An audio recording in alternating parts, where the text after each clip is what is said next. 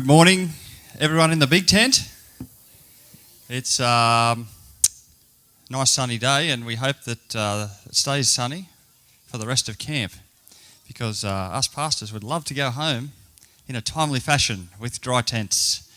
Welcome along this morning. Chappo and myself are talking about keeping young people in the church. And just a little bit of background. Some of you may not know me. My name is Rick Hergenen. I'm the youth director for the North and South Wales Conference. Chappo is my associate. And so it's not a relationship where I tell Chappo what to do. We work together. And we have a focus, and our big focus for us in the youth department at the moment is to see young people thrive in a local church. So everything we're doing is trying to build that up. If we are running an event, we are asking ourselves, how is this helping with our big goal? And if it isn't helping, then we either change it or cut it from our calendar. We are trying a few new strategies to try and develop leaders at a local church. And this morning, we want to help you understand a big picture about what the situation looks like in statistics-wise, and then some strategies that you could use at your local church to help with that. We're not talking difficult things, we're talking things that are reasonably simple, reasonably easy to carry out, but sometimes we don't often think about them. So this morning we'd like to share that with you. That's the general direction we're going. A little bit more of my background. I grew up on a farm, and I worked with my dad and my grandfather, and we were dairy farmers, and I really enjoyed that lifestyle. And the farm we lived on, our house, the house I lived in with my parents, was up on top of a hill. And we could look down from the hill and we could see most of the farm. And down across the creek was my grandfather's house, and near the house was the dairy. And one day in particular, we were looking out, we were eating our breakfast after we'd milked the cows, and we were looking down, and we could see my grandfather on the tractor, which wasn't unusual because he used to go around and potter about in his garden and fruit trees, etc. And we noticed him going over near where a silo was. And the silo was cut into the hillside, so there was a bit of a bank there, and it wasn't like neatly fenced with, a fence or anything. And we saw him over there with the tractor, and a few minutes later we looked out the window again, and it looked like the tractor was had fallen sort of in the bank and was leaning up against the silo. And so we raced down there to see my pop. And my pop had a great sense of humour. And he was driving a tractor similar to the one you see on the screen. He bought it brand new in 1965, and it's still at the farm today. And my pop was driving that tractor, and it was stuck up against the silo. We got down there, it was stuck against the silo. One wheel was in midair, just spinning freely. And so we got another machine, and we pulled it out of the hole. And when we got it out, I said to Pop, "What happened, Pop?" And he said, the brakes. I said, "They don't make them like they used to." And I was thinking to myself, "Pop, this is exactly how they used to make the brakes. Like, this is the tractor that you had in 1965. This is the one." Sometimes my pop was a bit confused, and sometimes we get confused about what is actually going on and how things are and how they used to be. And this morning I want to paint a clear picture of statistics that we have, not only in Western culture, but in Australian culture and in our conference statistics about what is happening with our young people. Earlier in the week, Peter was talking about millennials. Was anyone here for Peter? I call him Cassius, and I've said it wrong again. Cassius. We're kind of building on some of the things that Peter shared. So just for your edification this morning, I'll just go over what a millennial is. A millennial, the generation born between 1980 and 2000. These are not strict guidelines, but that'll give you a rough idea. But the big one is the millennial name came about because this was the generation who came of age in the new millennium. So from the year 2000 on, if they turned 18 from the year 2000 onwards, they're considered millennials. So if you hear us talking about millennials, the 18 to 35-year-old age group, those who came of age in the new millennium. When it comes to the church, this generation, there are some very troubling statistics. Barna Research, this is a large research group in the US, from their studies, they are clearly indicating that 60% of young people who grew up in Christian churches end up walking away from their faith or from the institutional church at some point in the first decade of their adult life.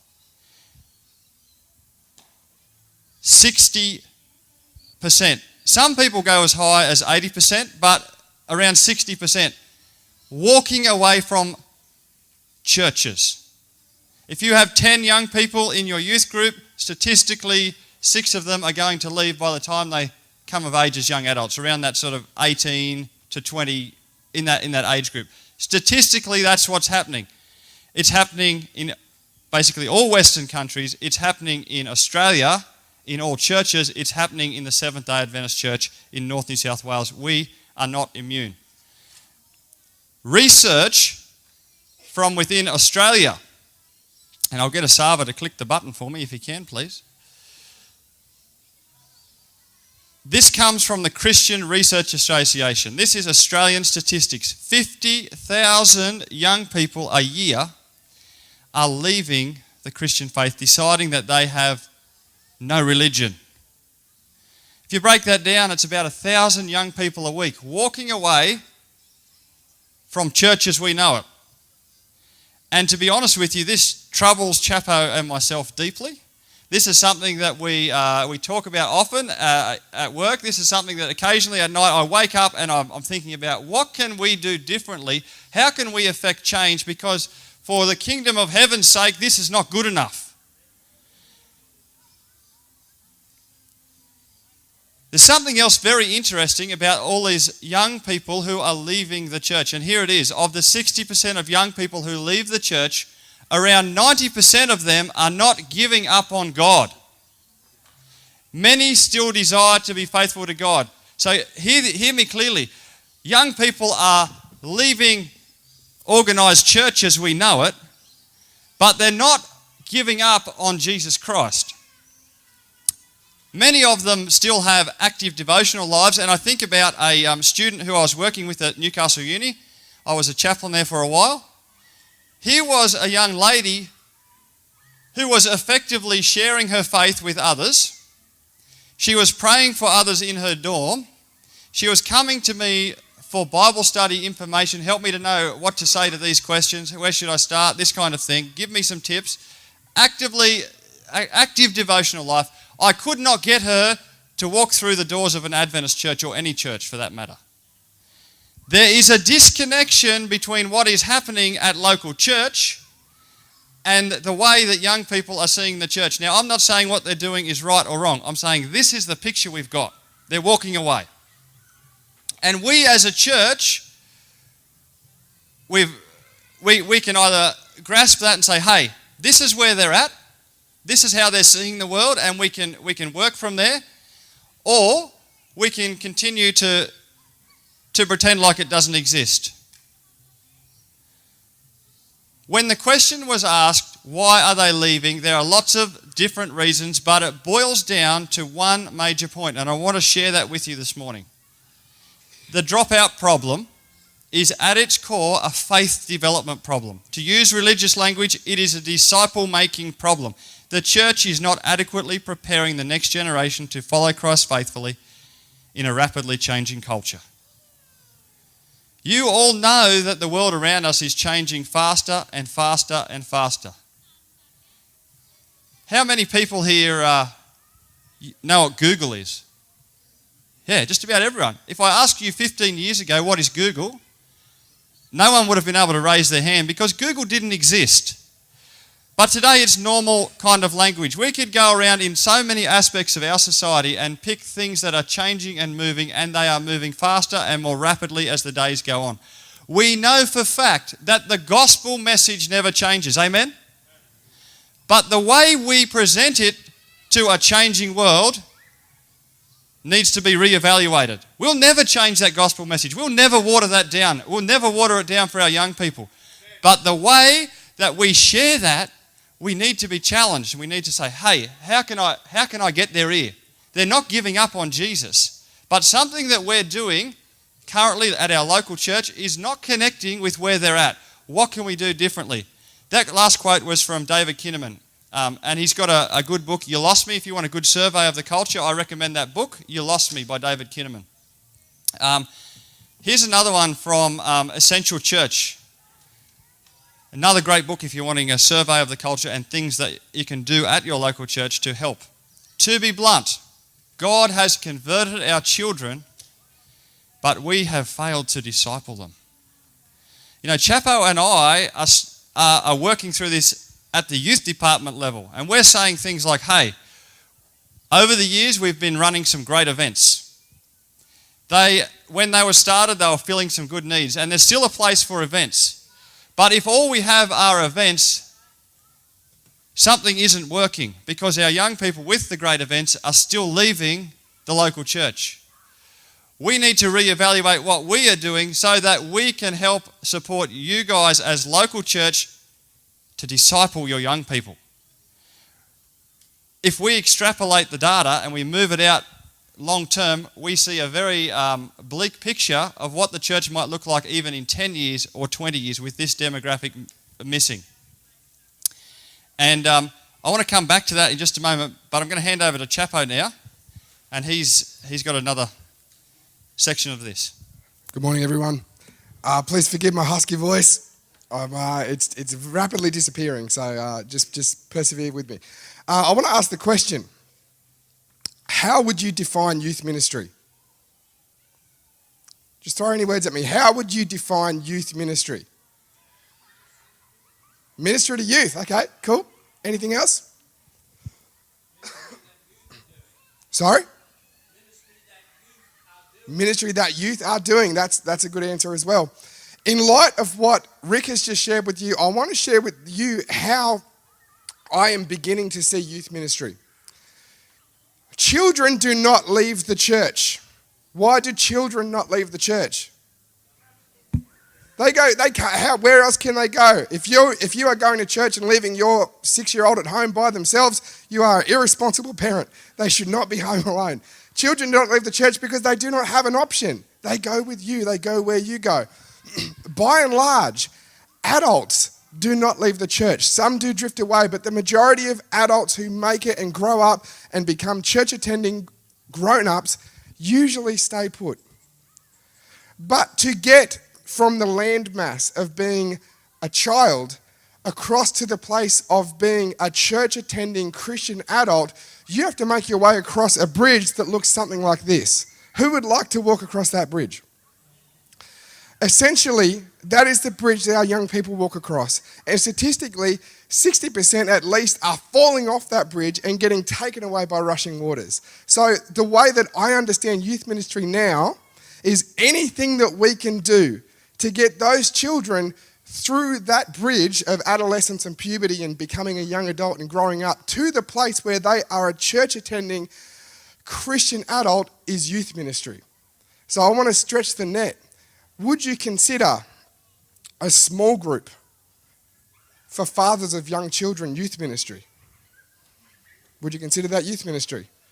Knowing that dads are one of the most significant influences in the development of the spirituality of their child, of course, anything we are doing to invest in a father is youth ministry. If there is anything that your church does to grow stronger parents in any way, mums or dads, is youth ministry. Anything that we can do to be throwing life jackets and lassos and anything out to those who are falling off that bridge, I believe, is youth ministry. We want them to be church-attending, committed, discipled Christian adults. So the question is, what can we do to hang on to our youth? There is a whole world of things that we can do that make a difference. Service trips make a big difference. Summer camps make a big difference. There's even data that says getting children to start paying tithe shows an increase of whether they're going to remain in the church. There's so many different things that you can do. But I want you to start to think of the church as a wrestler who's hanging on to someone. And from everything that we have researched and looked at, the two big arms of that wrestler are these two things. Number one, it's local church youth ministry, what's happening with youth in your own church. And number two is intergenerational worship and relationships. Imagine your church is a wrestler and it's holding on to its young people and they don't want to go and they can't go because these two things are happening. I'm going to get Rick to get up and talk first about local church youth ministry, then I'll come back and talk about intergenerational worship. If Darren Pratt was here, he would be singing out loudly to Chappo's comments about the family. Because before these two, the number one thing that helps young people make it across that bridge is what happens in the home. If the home is strong spiritually, and both parents are engaged in the spiritual lives of their young people, the chances of that young person making it across that bridge increase exponentially. The biggest single influence in a young person's life, the biggest single influence spiritually that can help them make it across that bridge and be a long-term disciple of Jesus Christ, happily attending a local church, is the influence of mum and dad. Nothing else. It is by far the highest, most active thing that can happen. If mum and dad are united about what they're doing spiritually in the home, if dad is the leader spiritually in the home, the chances of that young person making it through the teenage years and staying with the church long term go through the roof. If we break that up statistically, 50% of the influence comes from mum and dad. What we're talking about here are further down, the next two things further down the tree. Local church youth ministry. Let me share this one with you. Here is a picture of a local youth group. How many people here were involved in a youth group sometime as they were growing up? Yep, I can see lots of hands. It's always fun. Young people love to hang out with each other, don't they? Next slide, sorry. Young people love to hang out with each other. I know down at 18 plus this year, there's a little space that we create, a little cafe space down there, and of an evening, the young people just hang out there and just socialise and have a good time there together. There's something about that age group that just loves to hang out and socialise, don't they? The youth group connected to the local church can have a huge impact on spiritual outcomes of young people. Let me share. I'm going to share some data with you that came out of a study done called Value Genesis. This was an Adventist study. A lot of the data was collected in our conference here in North New South Wales, and I want to show you a little graph that comes out of it. This graph shows two things. In the blue is a church with no youth ministry. In the green is a church that has a youth ministry. And I'm defining a youth ministry as a youth group that gets together and does something at a minimum once a month. Now, that could just be a social get-together where they go out and eat. It might be a time where they have a Bible study together. And we know that the more points of contact the youth group has, the more influence there is on this graph. So, the question was asked of a young person, is your church friendly?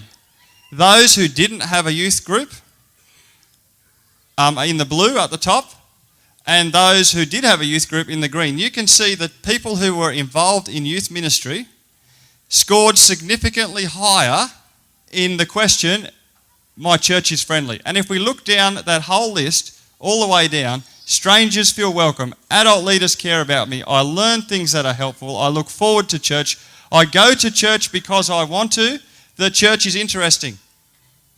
All of them increase, some of them almost double, because there is an active youth group. This isn't something spectacular or mind-blowing. If there is a youth group at church, it's the same pastor delivering the same sermon. It's almost twice as interesting to the young people.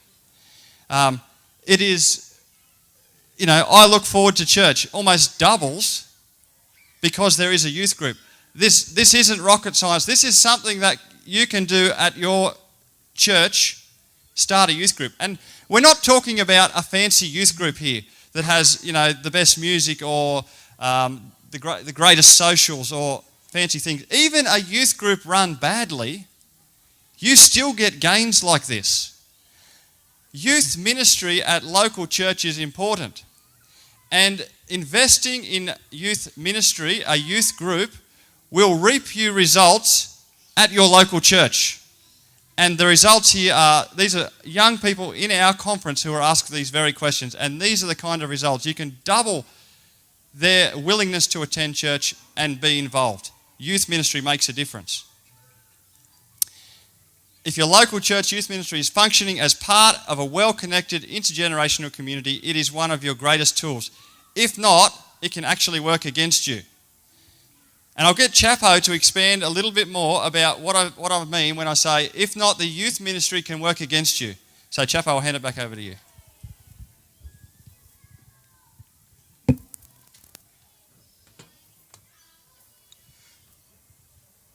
Is that a shocking statement? That you could have a church with a thriving youth ministry, but it could be actually working against you if it is not part of an intergenerational community. Let me explain what that means. A few years ago, there's a group called Barna in America, and they did a study in North America of the Adventist young people. So the North American Adventist Church got this crew to come in and survey their young people. This is what they had to say. This is one of their key findings. One of the strengths of the Adventist churches is that they have many opportunities for their children and youth to be involved. But there is a difficult transition from child to adult. Young adults have many fewer opportunities. As one person said, if you aren't a child and you don't have a child, there's nothing for you. Has anyone maybe experienced that before, or could see how they would see that from their results? I want to say that there is something for those people. Do you know what it's called? The local church. It's there for them. But have we been sowing into them at a young age so that they know that they were welcome? That's where they belong. That is their church.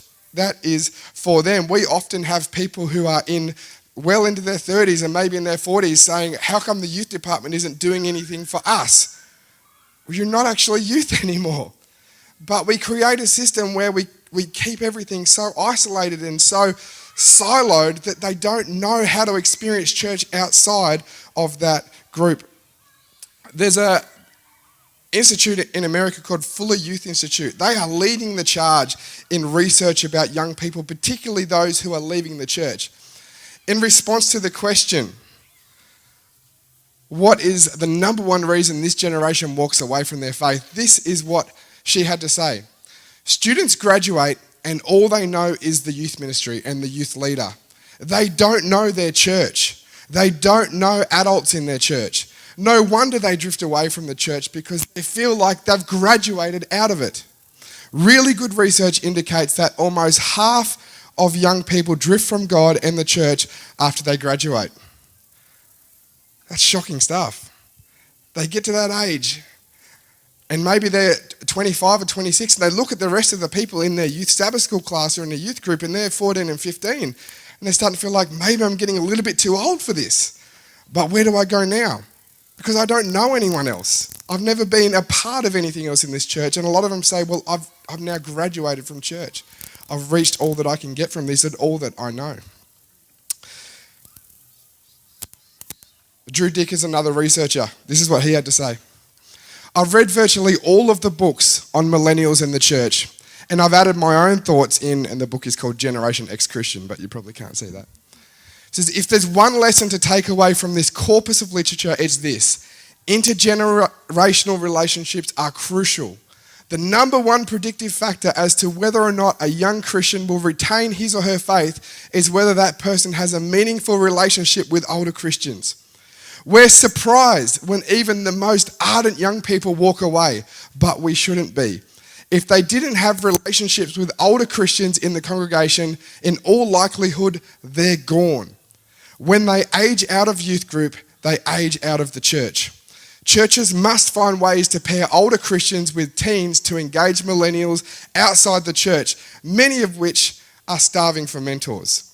Do you understand this concept? That they get to that point, they don't know their church, and they feel like they're graduating from it.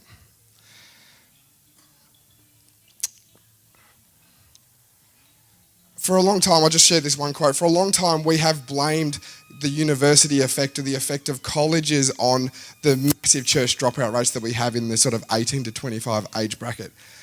Since college certainly plays a role in young Christians' spiritual journeys, but it's not necessarily the faith killer many assume. It's too simplistic to blame college for today's young church dropouts. The problem arises from the inadequacy of preparing young Christians for life beyond the youth group. Actually, recent data has showed that out of those who leave, there's more who didn't go to uni who have left than those who did. So we can't blame universities at all anymore. We can't blame what they teach or the whole experience. We have to start looking at what are we as a church doing to prepare them to be adults in the church, not just teens or kids in the church.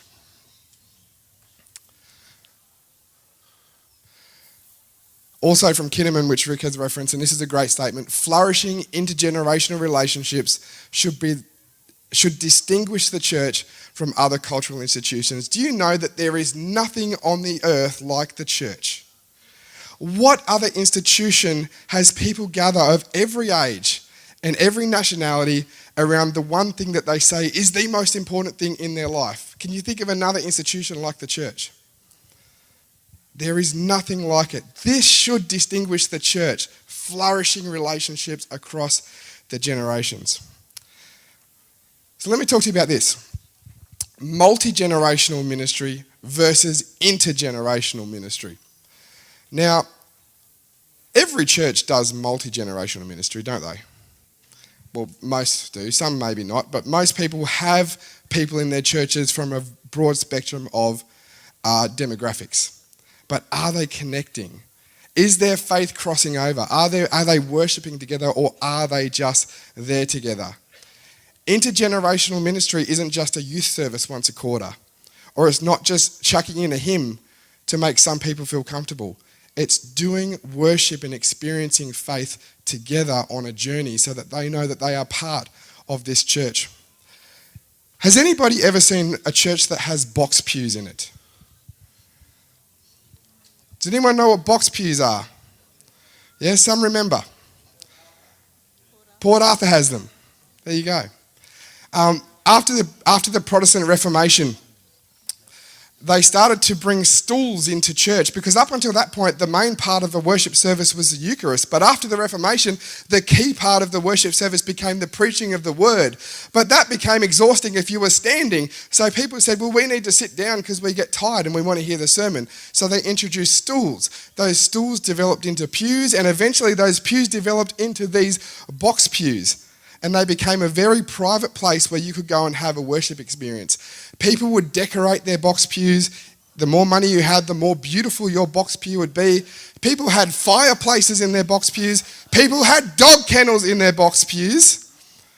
And if you wanted to not encounter any other people at your church, you could arrive a little bit early, go into your box pew, and if you waited just a bit after the sermon had finished, you could leave and everyone else was already gone. And you could go to church without seeing another single family or another single person.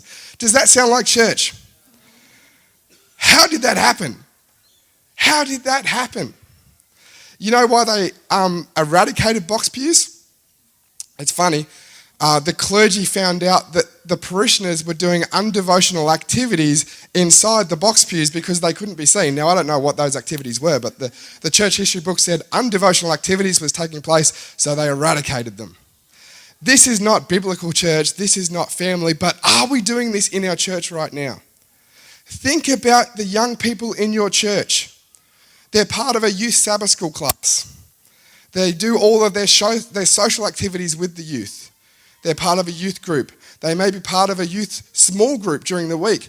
They do service activities just with the youth, and everything is with the youth, and it's almost like we've put them in their own box. Often in church, if I've been to your church, I know where the youth sit. In what corner, what back corner they all sit in together in a cluster. They do their whole spiritual experience just with the youth, and they don't experience life outside of that box. Is it possible we're doing the same thing? Now, I want to share some Australian data with you. The largest religion in Australia is Christianity.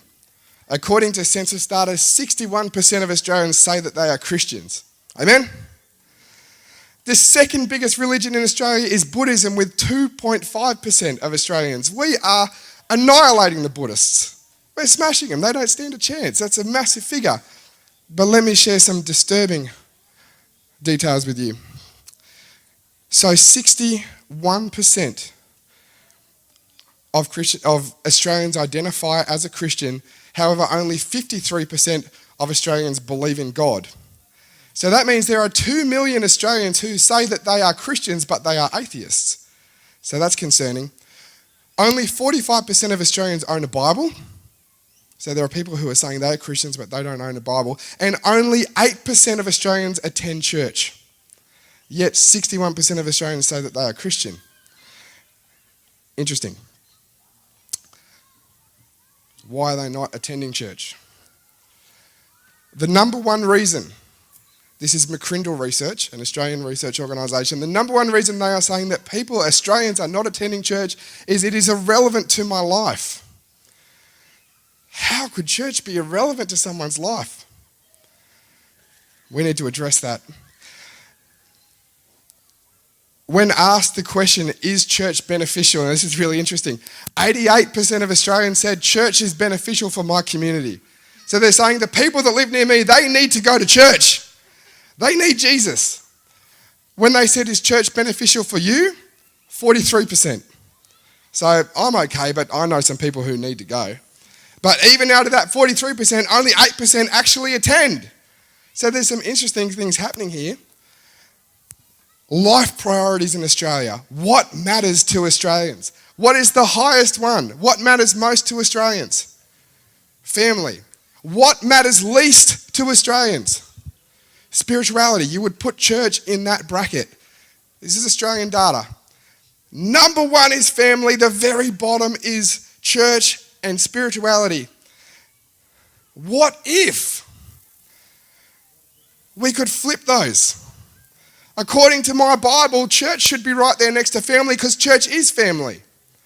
If church is a number one priority in life, as it should be with family, we would see a difference. If we functioned as the New Testament called us to function as family, we would see a much different result. The Bible tells us in 1 Timothy 3, verse 14 and 15, I am writing these things to you now, even though I hope to be with you soon, that if I am delayed, you will know how people must conduct themselves in the household of God. This is the church of the living God, which is the pillar and foundation of truth. What does he refer to the church as? The household of God. What's another word for a household? A family. 1 Timothy 5, verse 1 and 2. Do not rebuke an older man harshly, but exhort him as if he were your father. Treat younger men as brothers, older women as mothers, and younger women as sisters with absolute purity. What language is this using? Family language. The Bible calls us to function as family. Australians prioritise family. Millennials prioritise family above anything else. You know why? Because most of them come from broken homes. So when you ask millennials, what do you value most? It's family. If we can start behaving as a church more like family, maybe church will become one of those top priorities. Maybe it will flip around. Do you know why? Because we don't walk away from the things that matter to us. We don't depart from the things that are essential. I hate bananas. I cannot stand the smell of bananas. Rick loves bananas. He eats them in the car. We travel a lot together. My head is hanging out the window because I can't stand the smell. Do you know who else loves bananas? My wife and my 2 daughters, and they eat bananas every day for breakfast. I cannot stand the smell. I have to leave the kitchen when she is chopping them up. But I'm not prepared to leave my wife over bananas. Do you know why? Because she, second to God, is the most important thing in my world. I am not leaving her and finding a new wife because of bananas, because she matters to me.